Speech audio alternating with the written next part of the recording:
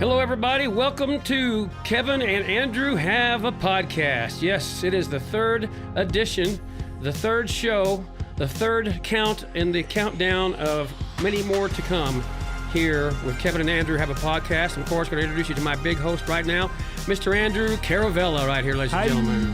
What's up, everybody? I'm excited. I'm excited, too. We haven't been canceled yet. We haven't been canceled. Are they going to cancel us? I don't know.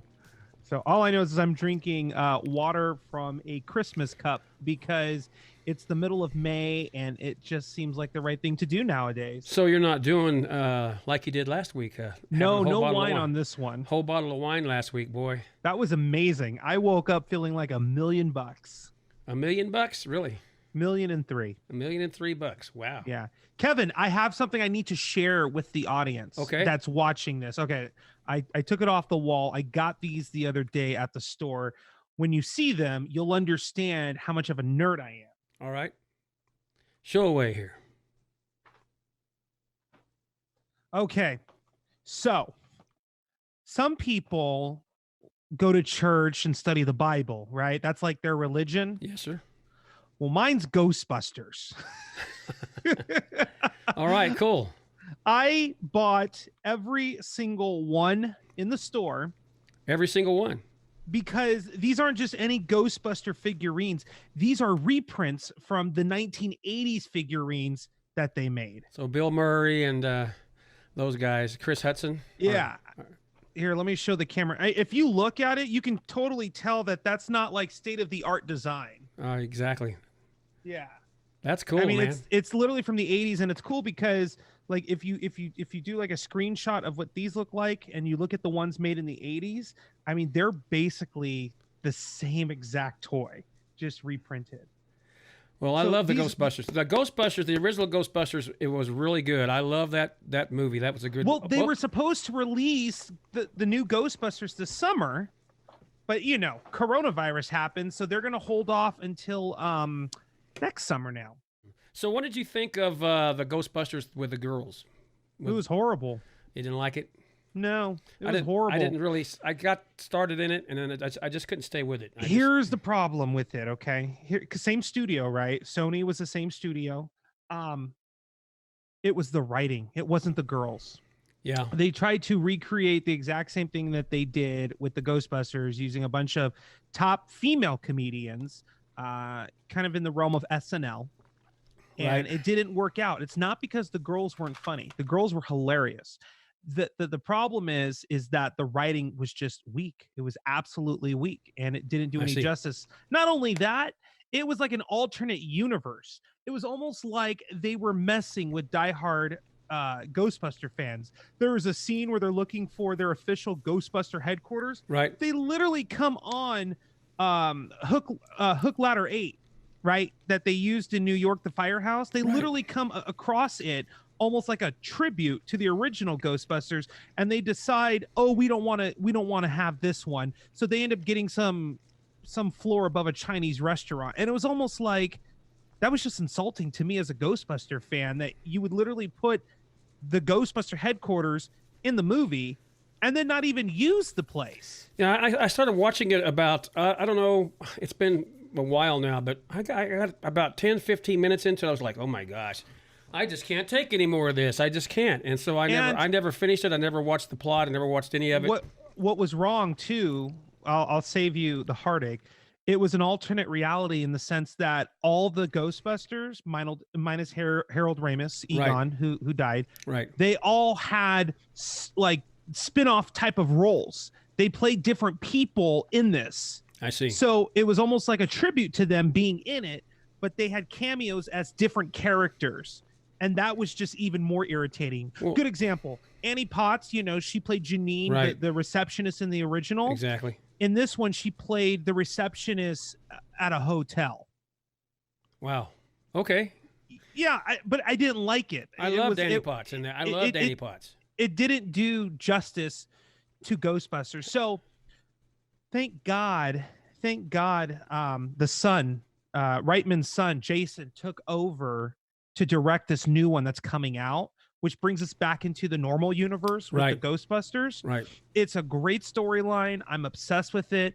I can't wait until it comes out next year. Well, I'll be looking forward to that too, because I do like the Ghostbusters. You know, I watched and they're all in it. They're all, well, except Harold, but they're all in it. Right.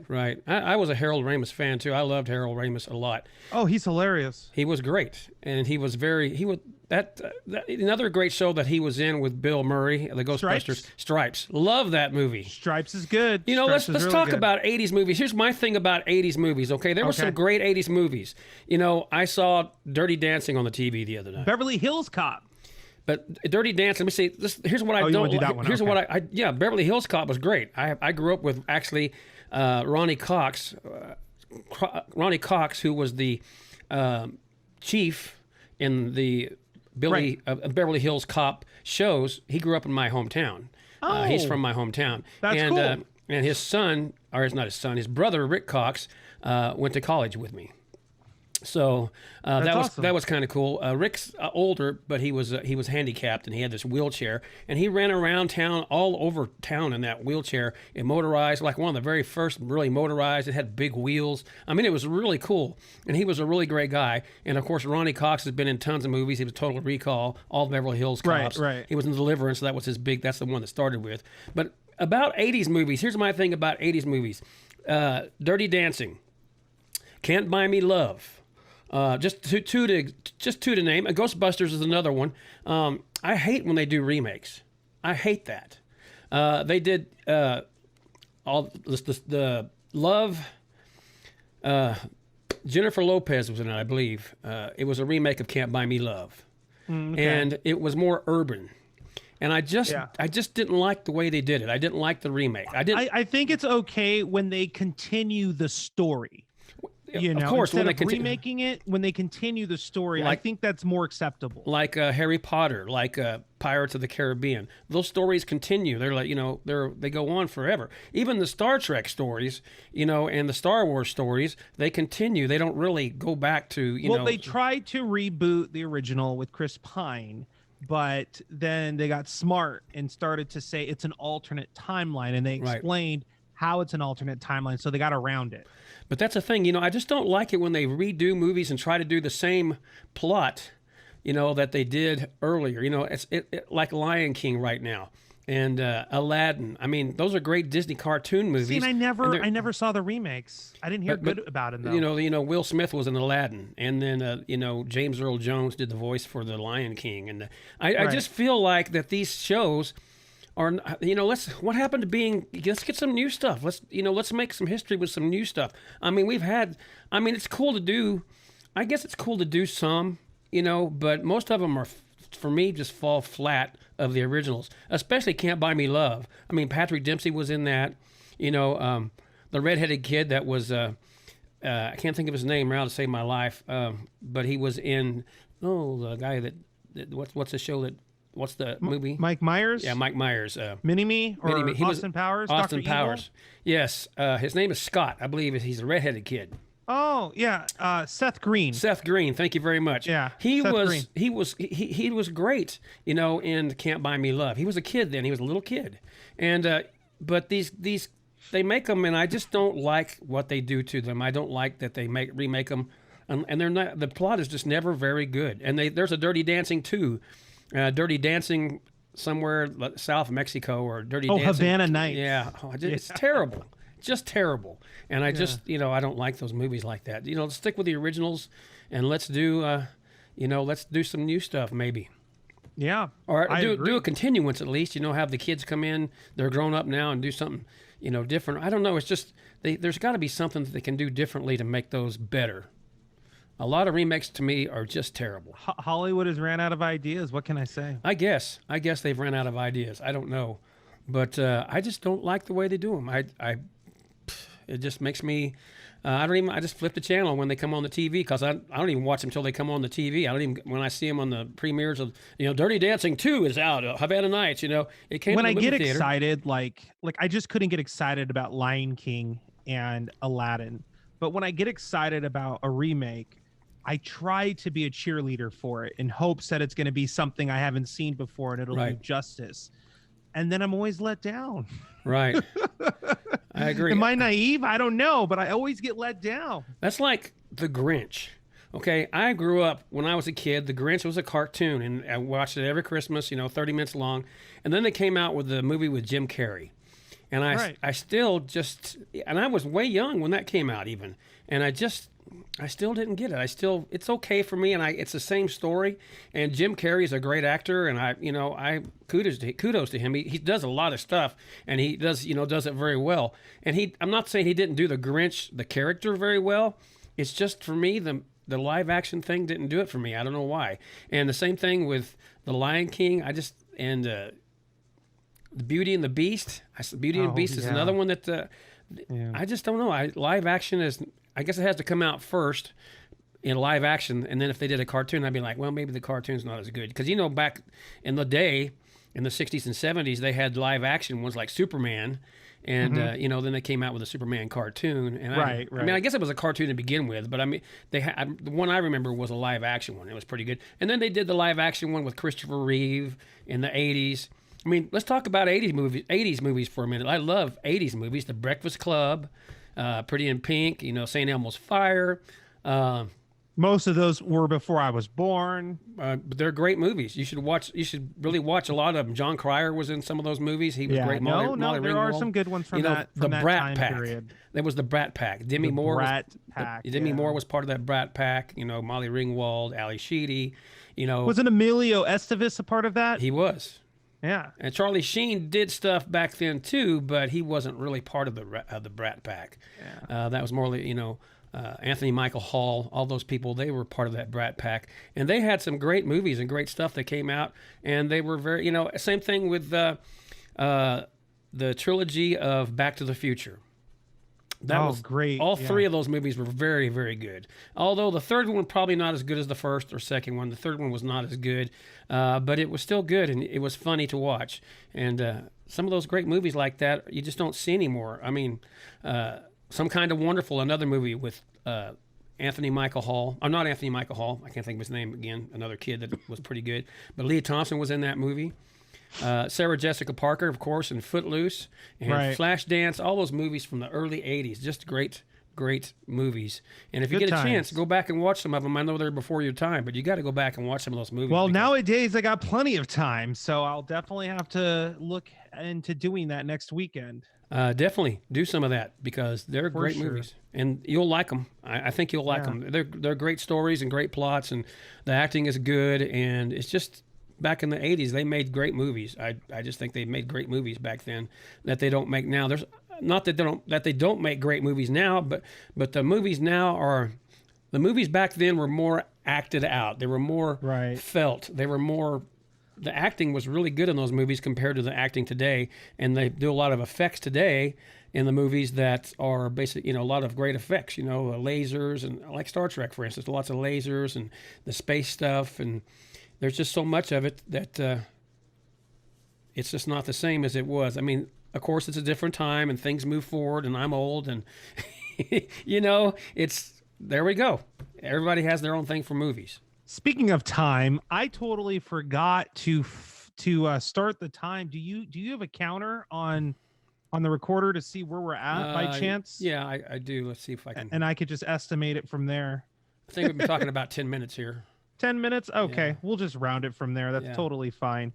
So anyways, you're bringing up a lot of like nostalgia and stuff. Well, what I think is very interesting is drive-in theaters. Oh, true.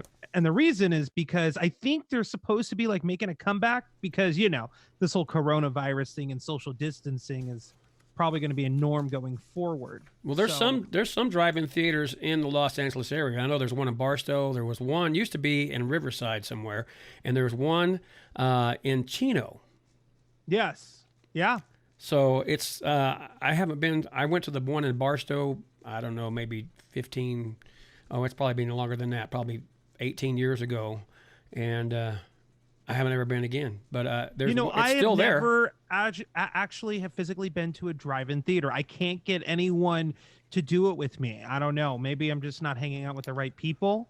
Um, but yeah, this whole social distancing thing, the idea would be that you would sit in your car, you'd watch a movie like you would at a drive-in, and then you could order food and stuff like that. And like somebody that works at the theater would actually deliver it to you in your car while you're watching the movie. Well, they deliver it to you because back when in the days of the drive-in theater, you'd walk up to the counter and you just get your food. You know, you'd order your food and they would hand it to you through the counter window. And also, the drive-in theater was very cool because a lot of times, again, growing up in the country in Texas, we would take the truck and we'd put lounge chairs in the back of the truck. Right. And we would back the truck up. And then we would sit in the back of the truck and, you know, eat and drink and do whatever. And it was a good time. It was a lot of fun. And those movies were cool to see, and everybody went to the drive-in theater. I didn't go that much to them, but I have been to them back when I was younger, and we always went in a truck, and you get a carload of people and just go and have a good time. You can sit on top of the car. I came across this article about going forward and social distancing with drive-in theaters. One of the things that it says here is that it's not limited to just film screenings. BuzzFeed News reported on a wedding, an actual wedding that was held at a drive-in theater in Texas. Street Food Cinema plans outdoor film screenings throughout LA. They have began renting its outdoor movie screens and projectors for use at drive-in graduations, weddings, and other special events. So it's like America's still moving forward. You just have to attend these things in your vehicle. Right. Well, I think we're going to be doing a lot of that. I read today that San Bernardino County is opening up all of they're opening up a lot of stuff right now, and they're not requiring people to wear face masks anymore. Right. That is going, but you know as well as I do, Kevin, not just here, but that's going to start fights with people and businesses because you will say, well, there it is. I don't have to wear it anymore. And you go into a business and the business says you can't be in here unless you wear one, but yet it's your right. People are going to get crazy. People are going to stand up for their liberties and defend their freedom, and these businesses are going to clash with those very outspoken individuals. I can see it already happening. It just makes me sad to see that I put a post up earlier on Facebook that people, again, we talked about this before, you want to get the real news and the real things and the real facts about stuff. In any case, anyone needs a reminder, there's no playbook for this, obviously, as it says in my post here. I'm choosing to believe that the people in the positions of power, both locally and nationally, in medical professions, political leaders, school officials, managing their concerns over the kiddos' safety in senior facilities, managing their safety over the seniors, are all doing the best they can to make the decisions with the information that they have at the time. But the information is changing daily on this stuff. It is changing all the time. And they are truly all damned if they do or damned if they don't. You can't have any expectations of what the past few months have given us, have been. And I don't expect to have any expectations in the next few months, as a matter of fact. I personally don't mind wearing the mask. I kind of like the anonymity of it, actually. It's I don't know, it doesn't bother me anymore. Like, I'm okay with it. I don't mind wearing the mask, and I think that everybody should do it. I mean, fine, you want to go out and you want to go shopping and you want to do things, fine. But again, I as I said earlier in our very first podcast, I believe, have some courtesy for others. Wear the mask, social distance, and these people are going like, oh no, that's our constitutional right and that's our constitutional law and we can do whatever we want to. Well, the coronavirus doesn't know constitutional law. No, it doesn't. If you get sick, it's not going to say, oh, well, you got sick because you're in the constitutional law of it, and that we want, we're going to avoid you because we don't want you. It's going to hit you. It's going to make you sick, and you don't know. I mean, sure, lots of people, I've seen the numbers now. A lot of people are surviving it. Of course, a lot of people are dying from it, too. It all depends, the whole thing. But, the decisions that are made won't always be right. And that's the reality of the whole thing. And you just have to be trusting people in good faith as to what to do and when to do it and how to do it. And, a lot of people are fighting everything you do. It's like you said in the very first episode, you throw a cat in the water, what's it going to do? It's going to jump out. It's going to do the whole thing. It's going to be crazy. And that's what people are doing. And, there's conspiracy stories, and that's just not news. You got to do your best to keep you and your loved ones safe, And you can't control the situation. You just have a reaction to it. That's the only thing you can do. You can't control this whole situation. People are trying to control this whole situation. That's my freedom. It's my constitutional right. Well, you need to wear a face mask, and you need to, everybody's trying to control the situation, and really nobody knows what the situation really is. I mean, I'm seeing doctors coming out and saying, well, you need to take your face mask off, and you need to, get your hands dirty. Don't worry about anything now. You go, of course, wash your hands 20 seconds and, with soap, and that kills the virus. But, don't wear gloves, and don't, touch this and don't touch that, because you recontaminate this and you recontaminate that. And you're breathing into your face mask, and you're breathing carbon dioxide in your face mask. It's just making you sicker. And then, Governor Cuomo in New York, they had a big news conference on CNBC, and it says that 66% of the people are getting coronavirus by staying at home. That makes no sense to me. I mean, these people are. I don't think these people are. It's for the most part was in the quotes, and I don't believe that for the most part a lot of these people were staying at home. Somebody had to leave that house and bring the coronavirus back, of course, and then they spread it against their whole family or whatever. Speaking the of case is. People that got coronavirus, just a few hours ago, sadly, Roy Horn died of coronavirus in Vegas. Roy Horn.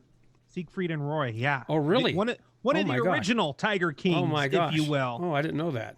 He got diagnosed on the 28th. Here we are 10 days later, and he passed away, tested positive for COVID-19. Wow. He had that tiger attack back in 2003. So, he hasn't really been performing. But anyone that's ever been to Vegas and knew in the 90s Siegfried and Roy and White Tigers in Vegas know who he is. Right. I'm familiar with it. And I remember the tiger attack. I was working in Las Vegas radio, Highway Radio. That's right. I remember all of that. I did a show. I did an entertainment show. Entertainment Minute is what I used to do. And I remember saying, that he had been attacked in the whole bit in that show. That's too bad. I'm sorry to hear that. I had not known that he had just happened had today. The virus at all. Yeah. That's just too bad. And, people are still going to die from this. And, you can wear a mask and you can wear gloves. You cannot wear a mask and you cannot wear gloves. You can go out and be, 100 feet from people, and you can be 6 feet from people. People are still going to die. And, it's confusing to so many as to what are they going to do? What are we going to do? How are things going to happen? Everybody has their own opinion. And opinions are, everyone's got one. Everyone has one. Just yes, to put it nicely. Else. And so many of these people, I've seen it. These regular people all of a sudden are doctors. Even the doctors are agreeing on this stuff. Some doctors say you have to wear a face mask and you have to wear gloves, and then others say no, you need to get dirty. It's like a little baby. They pick up stuff and they touch the ground and they touch the toys and they slobber on it and it gets the dirt on it and they put it in their hands, and it causes you to be immune. It causes your immune system to be stronger because they're touching and picking up and putting in their mouths and stuff. Well, these doctors don't even really know themselves, I don't think, a lot of times. They're just kind of guessing. Everybody's guessing right now at this whole virus altogether. They're just guessing. Because I work in the news, so I get more than my good amount of coronavirus mania. So I try to offset it with discovering new shows and trying to binge watch new things that are on TV. Are there any new shows that you have discovered since the pandemic has started? Well, yes, I started watching this Dead to Me. Have you seen that? Oh, on Amazon Prime? No, it's on Netflix. That's something else. Netflix. No, I haven't. Tell me about it. It's the girl from Christine Applegate from from Married with Children, and Anchorman, yeah. And she and her her husband is ran over by a car. Okay. And basically, in a nutshell, she's looking for the person hit her, and then they ran. Okay? It's a comedy, right? It's a comedy drama. Oh, that's what they call it. A comedy drama. You mean a dramedy. A dramedy.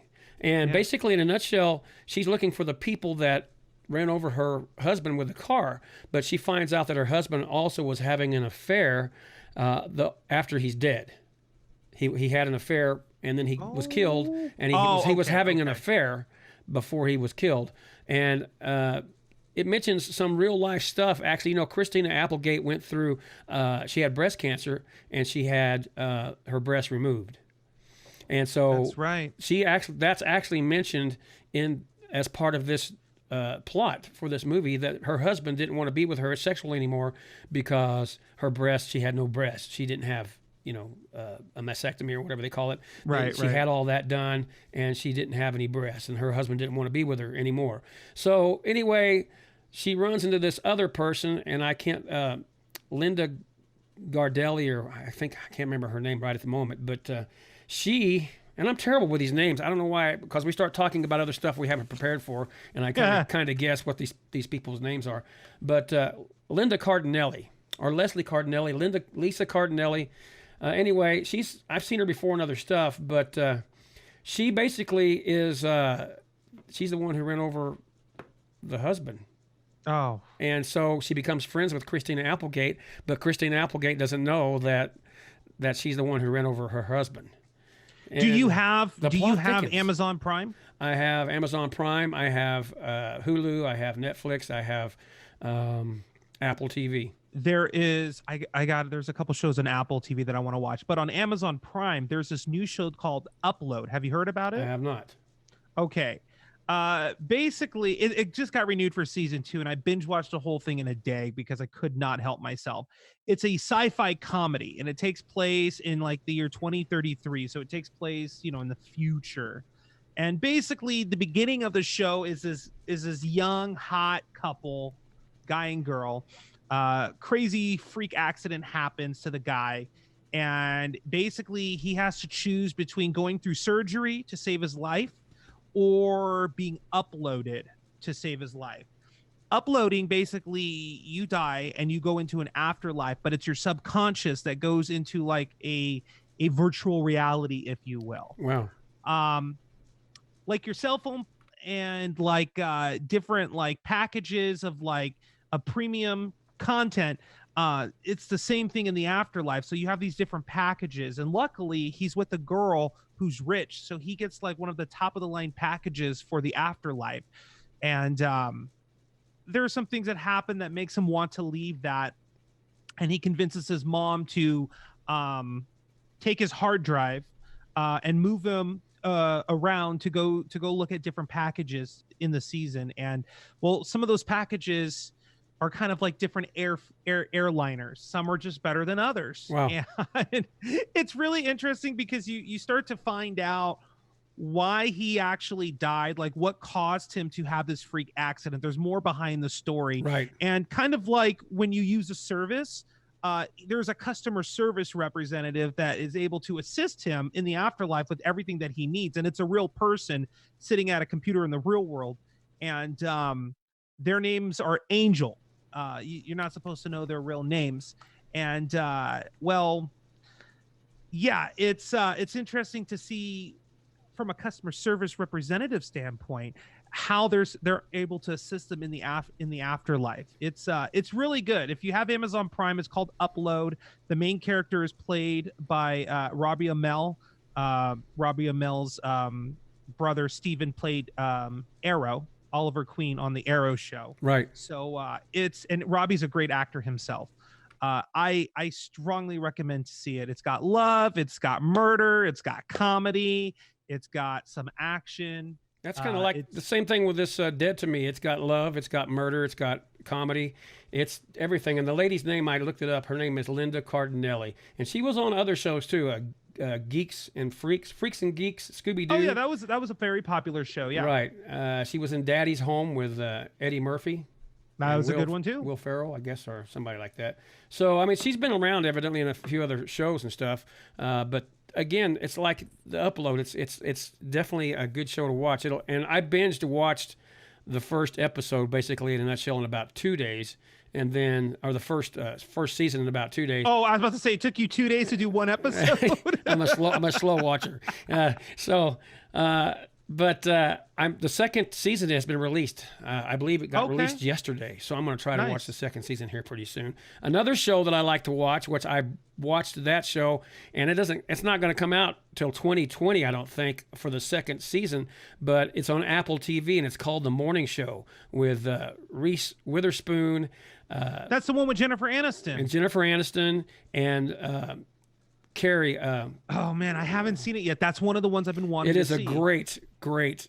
It's good. It's fantastic. Am I the character of Jennifer Aniston in real life? No. Dang it! I was hoping. You're more like on the preview. You're more like the co-host anchor that wants to be in Jennifer Aniston's spot. Okay. You know, you're like, why am I not there yet? Why is she doing? You know, you're kind of like that person. Because when I saw that trailer, I'm like, I hope I'm the Jennifer Aniston character, but I'll have to watch it and keep that in mind. And the guy that was in Steve, he was in The Office. Steve Carell. Thank you very much. He's got a Netflix show I've been wanting to see for 2 years now that's coming out at the end of May called Space Force. Okay, yes. I've seen that. I've seen the advertising on that. Well, I want to join Space Force. It's only because of the aliens. I got to tell you, though, Steve Carell is not funny in this TV show. No. He is a completely serious, crazy actor. I mean, he's crazy. Oh, okay, so it's not that he's trying to be funny and he's not funny. It's just not the role. It's a very serious role for him because Interesting. Because in this TV show, in this morning show, he is fired because it's during the Me Too movement. And he was fired for sexual harassment. So he's old school Hollywood. It's just crazy how they've made him be. He's a great actor. I mean, I like to see. This is what I like about actors. A lot of times, I've seen actors. Christina Applegate, same thing. She goes from being funny, like in Married with Children, and she was on Friends. And same thing with Jennifer Aniston, all kind of silly, all kind of, funny, but then they turn around and become seriously serious actors, and they do a serious drama. There's a new show on Showtime called Kidding. They just finished season 2. It's with Jim Carrey. He plays a twisted Mr. Rogers. Yes.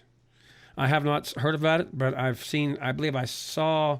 might have seen a snippet of it somewhere. It's different because you kind of get the Mr. Rogers vibes and you're like, oh, that's cool. But then some other crazy stuff happens and you're like, Mr. Rogers would not do that. It's very, very bizarre. And he's so good at that like awkward humor kind of thing.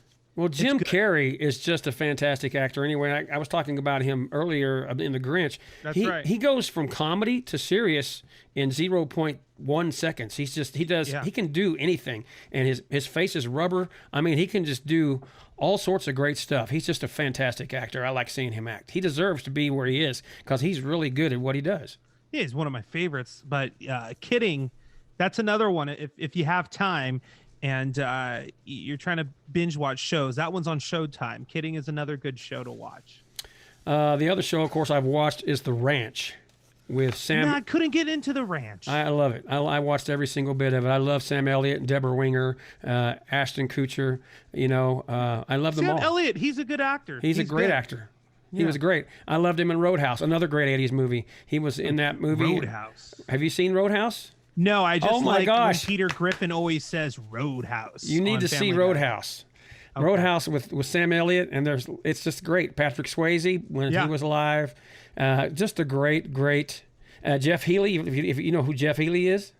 I do not. Jeff Healey had a big song in the 80s, and he was a guitar player, but he was blind, and he played the guitar. He didn't play it like this, like he didn't put it in his lap and play it, like a normal guitar player would. He laid it down on his lap, and he played it kind of like a piano.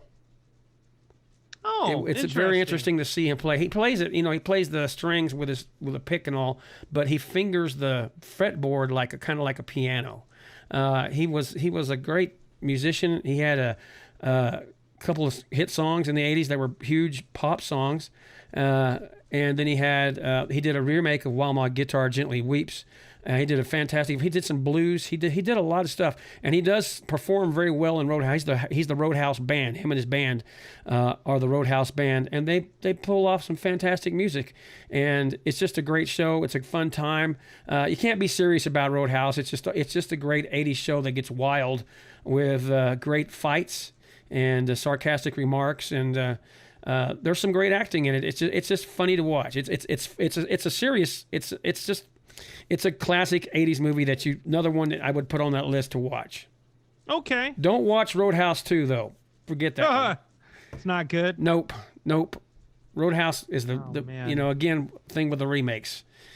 It's just you need to watch the original stuff if you. Well, I don't know if you know this, but in case none of that is tickling your fancy, you can watch Christmas movies on the Hallmark Channel. They've been airing them since March when this whole pandemic thing was kicked off.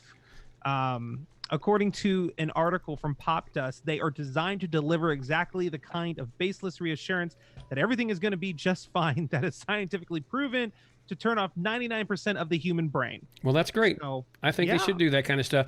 I have a friend who, her name is Alicia Witt. She was in the TV show Sybil in the 90s.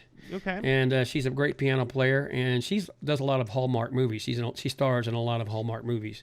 And you might want to check her out if you get a chance to see any of the movies. I'm sure they're going to play her movies as well. She's got several of them on the Hallmark Channel, so you can't miss her. Alicia Witt, very pretty redhead.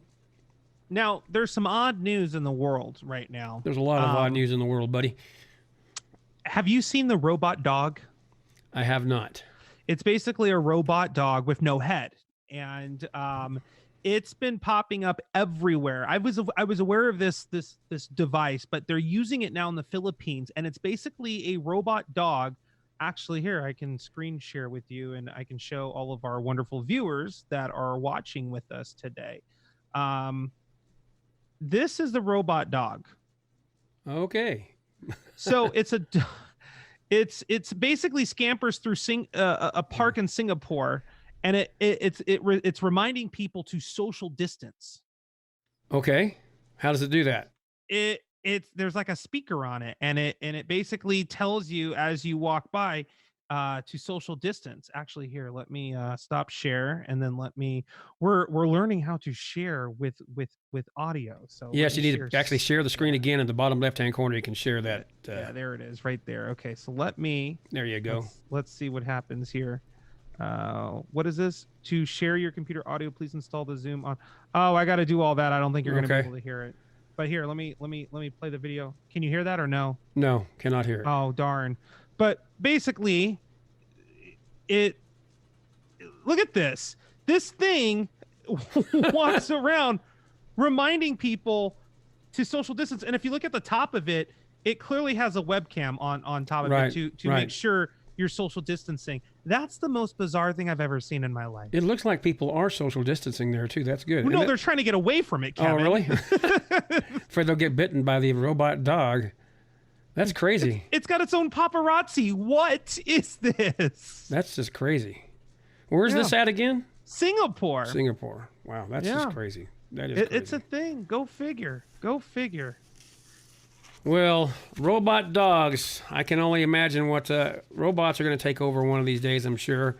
And definitely. It's going to be one of those things where we all will have to live with that kind of stuff, I guess, like the Jetsons. You know, the robot that wipes the floor in the cartoons, you know, the Jetsons. Yeah, it's called a Roomba, right? No, not a Roomba. That was there is a Roomba, yeah, of course. But they had I can't think of the Jetsons robot's name even right now, but it's funny to watch. It was the maid, right? The maid, yes. So funny. That's right. I remember now. So switching gears here, speaking of maids and food, sure. Let's talk about this. I picked up this in the just looking through some stuff the other day about restaurants.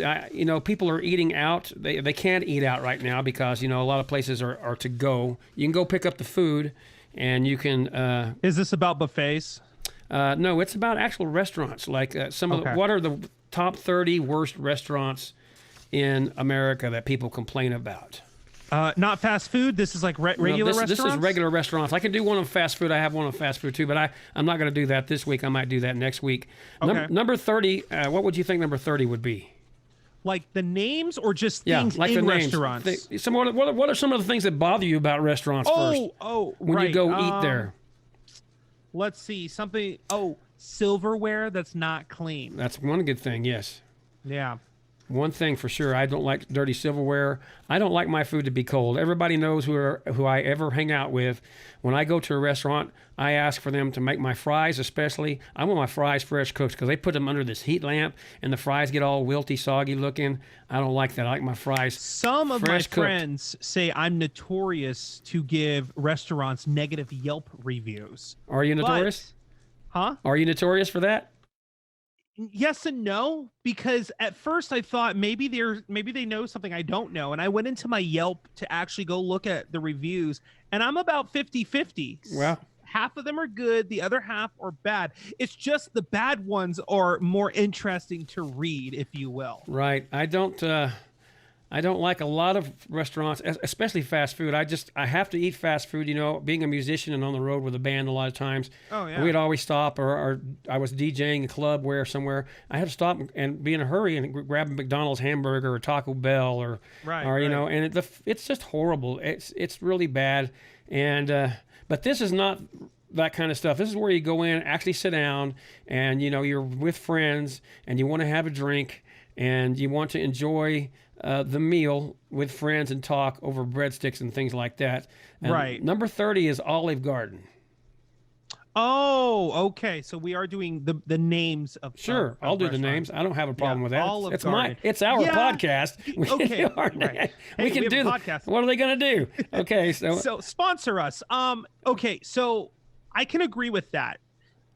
Something happened in the last 10 years. Olive Garden just is not Olive Garden anymore. Here's why they're number 30. Many customers slam Olive Garden for serving fake Italian food and mediocre plates of pasta. Some diners even think the food tastes like it was previously frozen and then reheated in a microwave. In other words, the food tastes gross to them, and instead of listening to the diners and improving the quality of the food, the company spent $42 million on changing its logo. The move was met with public disapproval. That's number 30. That's the lowest on the totem pole. Okay, that's pretty bad. And I'm going to jump around here just to get up to the top 5. Number 16. What do you think number 16 would be? These are national chains. And this is one of your favorite places to go. It's Chili's, isn't it? No. Okay, good. I love Chili's.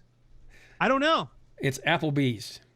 Yeah, Applebee's. Actually, Applebee's should be right like 29. It's number 16. It should be 29. Though I agree. I've never had really good experience with Applebee's. I don't like their food at all. Never been a fan. They got mocked as the worst place to have a romantic date. Yeah. The chain's happy hour experience seemed tempting and fun, but many guests say the lower cost still isn't worth it.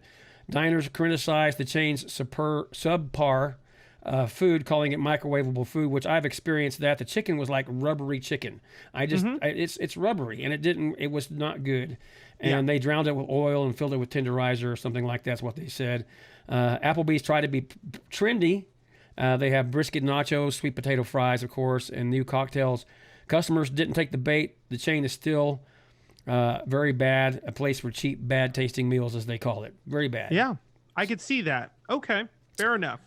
So I'm never been a fan of Applebee's, and I've been there a couple of times, and they had a chicken recipe there, lemon chicken type recipe that was really, really good. It had quinoa rice, and it was really good, but they've changed the recipe since then. So they had a bacon wedge salad that it was a blue cheese wedge salad with bacon bits.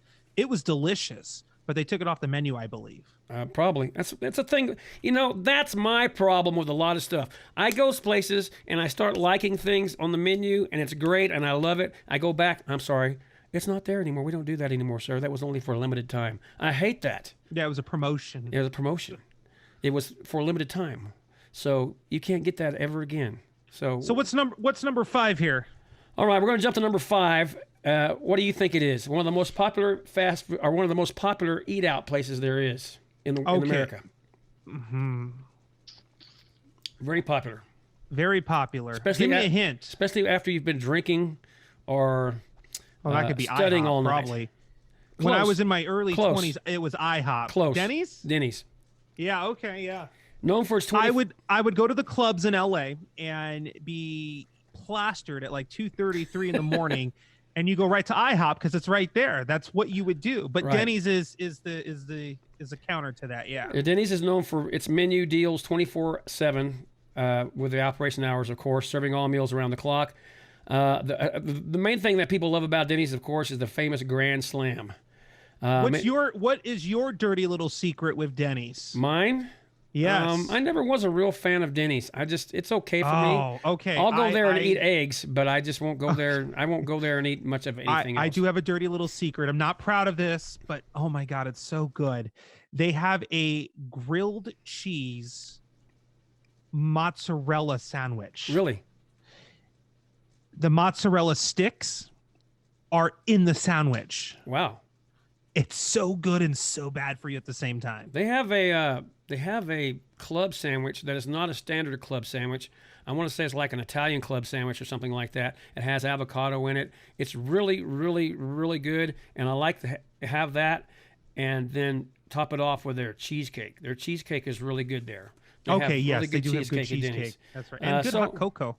So I don't mind Denny's too much, but I don't go. I mostly go there like if I'm working afterwards and I'm hungry, I'll eat eggs and like a Grand Slam, I'll eat that. I like a French Slam, French toast and stuff like that.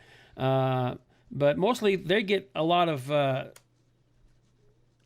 problems with their Hobbit menu and their Baconalia is what they call it. I haven't heard of either one of those. I have no idea. But that's one of the places that people are constantly saying aren't very good, but a lot of people still go there, and it's open 24 hours a day, 7 days a week. So if you're hungry and you want something to eat, that's the place to go, is Denny's. Guess the next place, number 4, is a place that a lot of men like to go. A lot of men like to go there. Oh, Tilted Kilt. Close. Hooters. That's correct. Number 4. Oh, yeah. Famous for their chicken wings and breast, but unfortunately, not the ones found on the chickens. The chicken is horrible there, they say. The chain is losing its customers. They still love the chicken wings, but people aren't really happy with a lot of the food that's there. They call it a breast-a-rant, basically. Right. Because I will say this, though. The service is, well, in my experience, and I've ate at multiple Hooters, the service is very nice. The women are actually very, very friendly that work there. And I say women because, let's be honest, that is the staff that's serving you. Well, you got it. You got that right, because I'm not being sexist. It's literally what it is. But they are very friendly and very nice and very polite. And says it right here. I feel very welcomed when I go to a Hooters to go eat. I like that. It says here, customers compliment the service and atmosphere at Hooters. Yeah. It gets a customer score of 34%. I'm curious to know if that whole mentality on how you get treated by the staff at Hooters actually bled over to other restaurants, how much better other restaurants would be doing. That is my problem mostly. My mom owned a restaurant when I was a kid. She had a little cafe in Clovis, New Mexico. It was called Geldy's Cafe. Okay. And it was a cute little restaurant. And the thing about my mom, she would serve that food fast. Her and another waitress, her name was Linda, they would get their orders in. They had a cook, her name was Clarice, and she cooked that stuff and she got it out, and the food was always hot. It was always good. So when I see restaurants where everybody just walks around, nobody hustles anymore. When I was a kid, I worked at a McDonald's, and people hustled around. They got the food out. But now everybody just walks around. I hear the song in the back of my mind from the cartoon going, do do do do do do do, the turtle song. It's a turtle from the Warner Brothers cartoon. They never go fast. They don't hustle, and the service is not friendly. They'll throw the food at you, and then they expect a big tip, and I don't like that. I don't like that at all. Yeah. Makes you wonder, is $15 an hour really what they should be getting? I'm going to go to number 3 real quickly, TGI Fridays.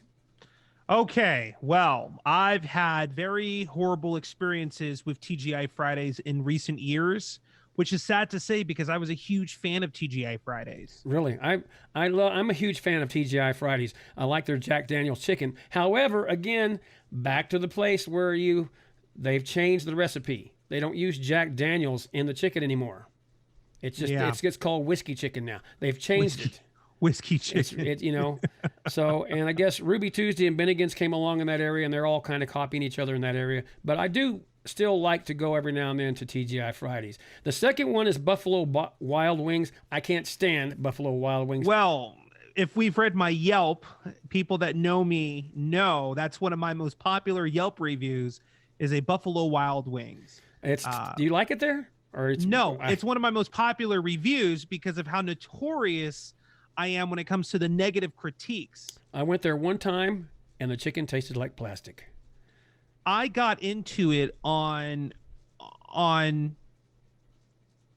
online, on the phone with the general manager of this particular Buffalo Wild Wings. He called me at 10:30 at night on a Friday. Really? Yeah. And I'm like, why are you calling me? Wow. It's 10:30 at night. Wow. Yeah. See, that's the thing. They get mocked for the lack of cleanliness. They have lame menu variety. Their menu is just weird and high prices as the result. They've got a big slump in sales right now. Over the years, Buffalo Wild Wings has barely updated its menu. Some customers have grown tired of its overpriced wings. They think most restaurants take too long to get the orders to customers, especially Buffalo Wild Wings. And patrons prefer staying at home. In this case, they don't want to be around. You know what's sad about that? Wings are good. It's an American pastime. Let me do a shameless plug right now for Wingstop, okay? And let me compare and contrast for a second, okay? Buffalo Wild Wings, you go in, the host sits you down, and you're supposed to, it's like casual dining, right? You're supposed to sit there and, be served food and enjoy the atmosphere, right? And maybe tip them if they did good and stuff, okay? Wingstop, you go right to the register, you order what it is that you want, and then you just wait for them to cook it and then call your order, and then you go to the window and get it. Different. Right. The difference between those two places is the quality of food that you get from Wingstop, the wings, taste way better, and it's way more meat than if you were to go to Buffalo Wild Wings. So it's better to just kind of grab and go with a Wingstop because you're going to get more value. It's about the same price, but you're getting more value out of the meal that you're getting from them. The thing about wings is, how do they get the bones out of them? They got boneless wings now. How do they get the bones out of those wings? I don't know. I always wondered that. Does anybody know? I don't know. Is it cut like that? Maybe it's just cut like that. I don't know. And where's the nugget on the chicken? We have to know where the nugget on the chicken is. But anyway, yes, they're number 2. And then the number 1, here's the drum roll. Okay. You won't probably guess this. I didn't guess this. I've only been to this place once in my whole lifetime, and I have to agree I didn't like it. Okay. We have one in Victoria Gardens in Rancho Cucamonga. It's called Johnny Rockets. Are you familiar with that place? You've only been to Johnny Rockets once? Only one time, and it was terrible. What'd you buy? I just had a hamburger. Fries, and a shake. Okay. Let me do. You need to do a do-over, okay, Kevin? And you need to get the chili cheese dog with grilled onions. Really? Listen to me. Chili cheese dog with grilled onions. If by then you were dissatisfied, then okay. I'm a difficult customer. I'm telling you, I go into these places and I want to see good service and tasty food. I'm telling you, the chili cheese dog with grilled onions is to die for at Johnny Rockets. Really? Yes, that is an experience. That is all I get when I go to a Johnny Rockets. I like Johnny Rockets, but that's only because I get the chili cheese dog with grilled onions. Well, Chef Anthony Bourdain, right? Yes. He called Johnny Rockets one of the worst meals he ever had. After trying okay, that doesn't count because he's like a gourmet chef. Well, I mean, it's supposed to be like a gourmet. This is supposed to be a gourmet hamburger restaurant. That's what they call it. I'm telling you, chili cheese dog, grilled onions. He called the food there soul destroying. Soul destroying. Oh, that's pretty intense. Bourdain said he could never forget the cold hamburger and greasy fries. It looks like a lot of customers agree with Bourdain because only 31% of the guests ever return to Johnny Rockets. Okay, that's like that one sketch that Jimmy Kimmel did with Gordon Ramsay or is Jimmy Fallon, one of the two, where they made him eat Girl Scout cookies and he literally belittled the Girl Scout cookies on the air. I like Girl Scout cookies. I love Girl Scout cookies. especially But Thin according Mints. to Gordon Ramsay, they're repulsive. So that's what I'm saying. What is You Gordon have to- Ramsay? No, I don't care much for him anyway. No, I love Gordon Ramsay. He's great. But you have to consider What the does he palate know? here. What do we care about Gordon Ramsay? He doesn't know anything. You have to consider He makes the more money than palate me as a cook, though. that's involved. Like, these guys are like world-class chefs, world-renowned, world-traveled, so they know flavors and tastes that we can only dream up. Yeah. So I don't think that compares. You need somebody who's like on the circuit of burgers, throughout the country that can give it a more fair estimate. So like Ray Kroc from McDonald's goes into the TGI Fridays, and how's that going to happen? Yeah. So Ray Kroc, what a name for a guy from McDonald's, because McDonald's is a crock, of course. A lot of times the food there is just not good at all. Also plastic tasting food. But we'll talk about that more next week. Maybe we'll try for sure. So yeah, those are the things that I got. A couple other things here too. I have one music thing, and one. First of all, we can do this real quick. We'll talk about this very quickly. Besides coronavirus, the Hornets are coming. The Hornets are coming. Oh the Hornets my gosh! Are you talking about? Are you talking about the murder hornet? The murder hornets are coming, buddy. Have you seen the video of a grasshopper annihilating? I did see that video. Yes. Oh my gosh! But here's the thing: the hornets only kill about 50 people a year. I don't want to be one of those 50 people. But people Kevin. are talking about this already. I mean, basically, if you stay away from the hornet, but the thing about the hornet, it penetrates beekeeper suits.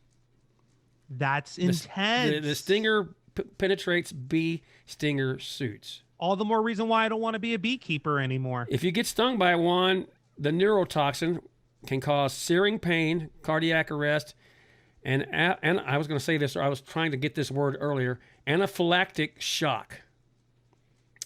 Okay, so I got something real scary to tell everybody. If you go on Facebook and you type in Animal Planet, wild, murder hornet, sting, there's a show with a guy who gets bit by different bugs and stuff like that. He was bit a few years ago by the murder hornet, and you see he was bit or stung. Or stung, whatever it is. You see him go through the motion of what that feels like. Oh my gosh. And the camera doesn't cut away. You literally see it go into his skin, and you get to see the after effect. And he's in excruciating pain without the camera cutting away for at least 3 minutes. It's amazing. I did see the one where the praying mantis ate the murder hornet's head. Yeah, that's crazy. Intense. And you could see the stinger. It was coming up and around like this. It was doing its thing and coming around. You could see it trying to sting the praying mantis. And it was that the murder hornet's wingspan is 3 inches. Oh, what did I say? Grasshopper? I meant praying mantis. It's a praying mantis, yes. But it's still, man. People are talking about this thing and how it's going to be devastating to the world and the country, because we're just now seeing these in the United States. We all need something else to scare us right now, because the pandemic is too much. I think that's what's going on. Well, again, the pandemic is only scary to me anymore, I think, because of the fact that nobody knows the whole situation. Everybody thinks they have an opinion on it, but nobody knows where this is going. We don't know what's going to happen in 6-7 months. They'll probably find, I have another thing here, but I'll pass by that maybe next week. We talked about this. We touched base a little bit about this, about would you take the vaccine?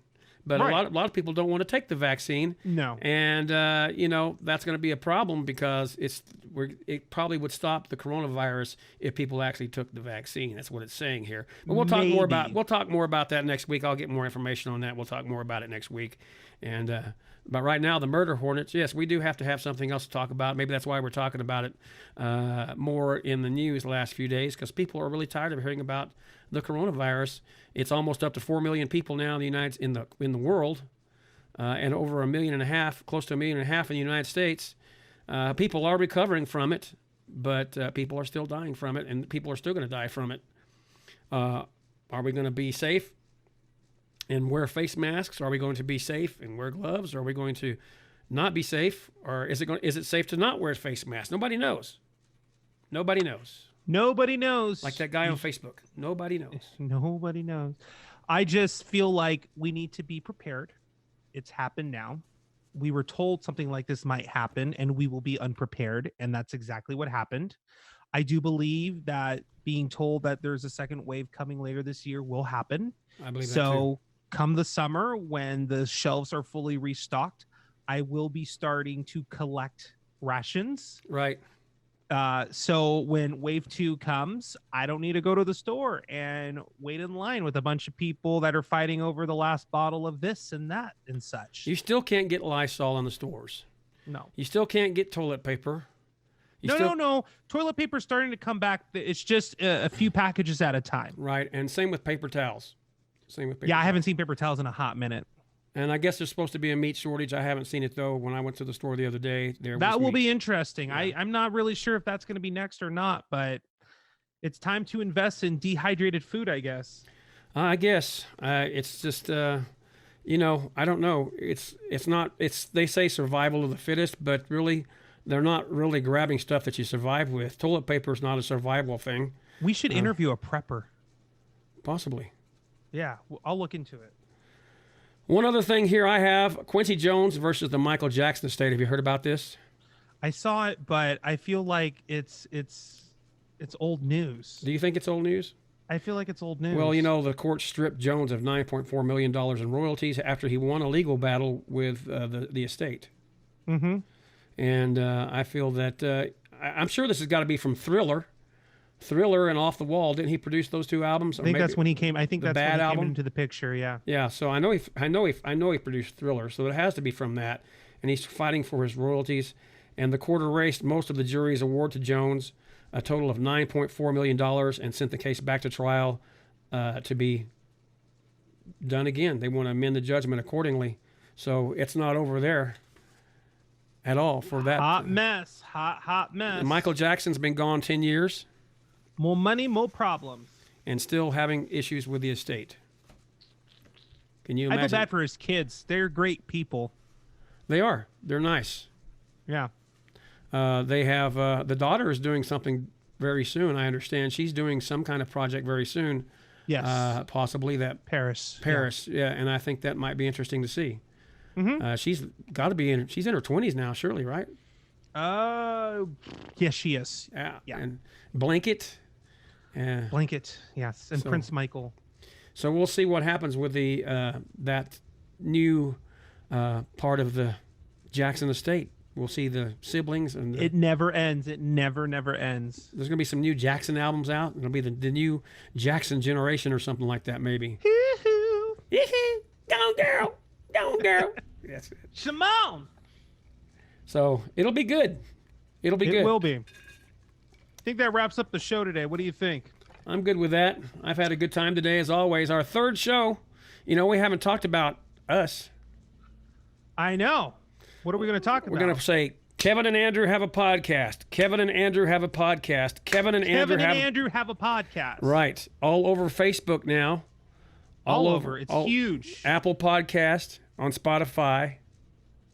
Where else? iHeartRadio. Is it on now, iHeartRadio? I have to check. I know it was getting there. It's getting there. YouTube. And Castbox. And Podcast. And Deezer and Spreaker. It's everywhere. Right. And it's supposed to be on Stitcher. I did check into Stitcher where it's supposed to be. It's been what do you call it? Submitted. But we're still waiting on Stitcher. If you're interested in being a guest and you have something interesting to bring to the table, you can always hit us up at koacpodcast@gmail.com. We do have some new guests coming on. Actually, a couple of guests coming on from the same family. I'm super excited about it. Dorinda Jones is going to be here in the next week or two. And her husband, Danny Jones, is also going to be here. I grew up with Danny Jones. He was one of the prominent New Mexico musicians, him and Mike Davidson. And they have a project that they've been doing for years and years, and they're nominated for a New Mexico award. And the music is really good. We'll have to get this. I'll get the song for you and play it, but it's really, really good. And they've been nominated for an award. His wife, Dorinda, who's a little older than me, Danny's a little older than me too, but she writes books, and she has a huge. She writes books and sells books and makes money, and she's a great author. So we're going to. If she makes money, she's an amazing author. And she does. And she's going to be on, and she's going to tell us. We're going to interview her and let her talk about her books in the next few weeks. And we're going to let Danny talk about his musician career and that whole bit too. We have other guests coming on too. And all you have to do is simply email us at KOAC Podcasts. Right.